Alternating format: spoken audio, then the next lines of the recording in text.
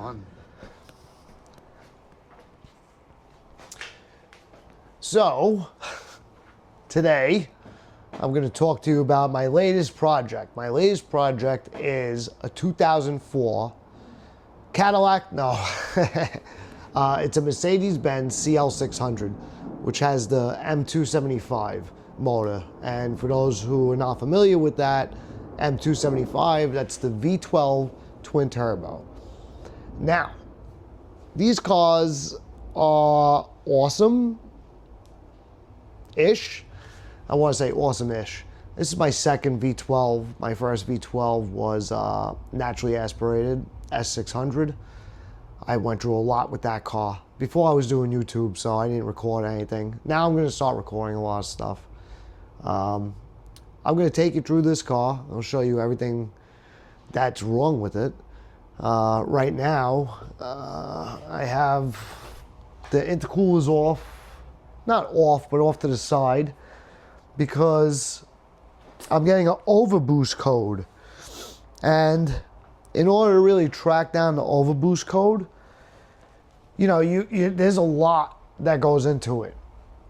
And I changed out every single sensor, you know, so the intercooler, pressure sensor, the intake manifold, the two air boxes, those sensors I swapped out. And one of the things I noticed was, you know, a lot of people order the parts from Amazon and everything like that. It says it fits, but you really got to look at the actual part, like on a diagram. I have Zentry, so I'm able to kind of narrow it down because they all look the same. They all fit the same way, but they're just different specs internally. So I go to Mercedes for the parts. I don't, you know, listen, I order a lot of things. And if it's something simple, easy, maybe I'll go to Rock Auto or FCP Euro, which I've used plenty in the past. But most of the time, I just go right to the dealer. Like, yeah, you pay a premium, but they warranty it, and you know you're getting the right part most of the time. Allegedly. Who knows? So, anyway, I changed these sensors out, and I still got the Overboost code. And the Overboost code causes this car to go into limp mode. Now, this car's a maniac of a monster. It's fast, but if you gave this car too much gas too fast, she would go into limp mode.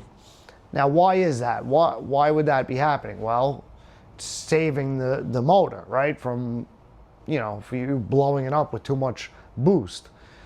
So, after changing the sensors, I was hoping that that was just it, right? Maybe a little oil in the sensor and call it a day.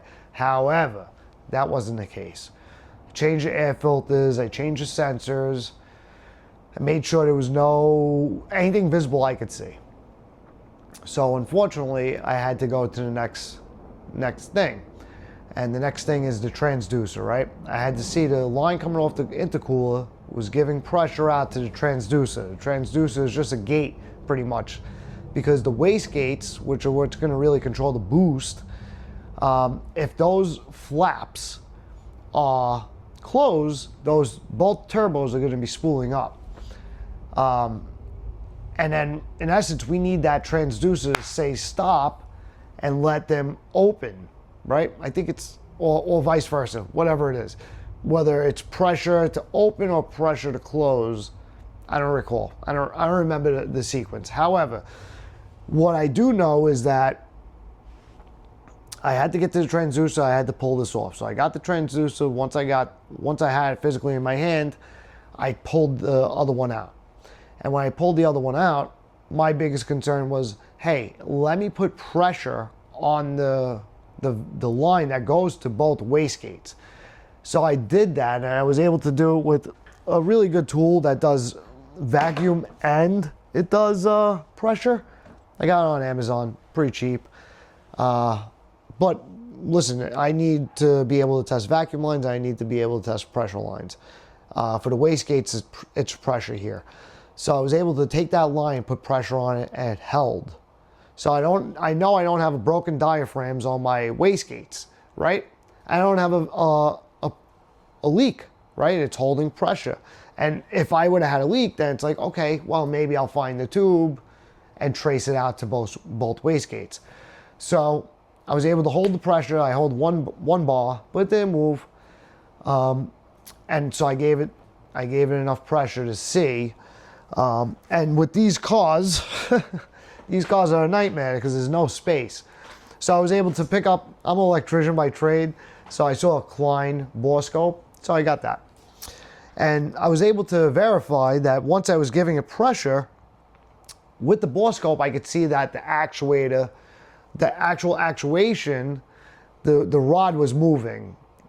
Now, you know, if it's moving with the pressure on both sides, then the only culprit could be, in essence, besides the diverters, which that's a different story altogether. I don't think it's the diverters. I think it's just the wastegates. That's the only issue, right? Is that if it's just the transducer not opening and closing at the right time, I mean, it could have been stuck open, it could have been stuck closed. I don't know. I'm assuming that it was stuck closed, I think, allegedly. Could be, I'm not sure. Anyway, if that's working, the transducer, a brand new one, then I could have solved this problem just by changing that transducer. The only thing is that there's no room in this car to do anything. So you had to pull the intercooler off just to get to it. So I'll show you what that looks like.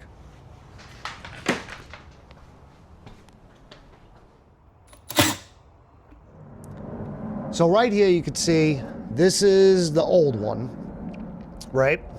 And this is the new one. So in essence, I just took this line here.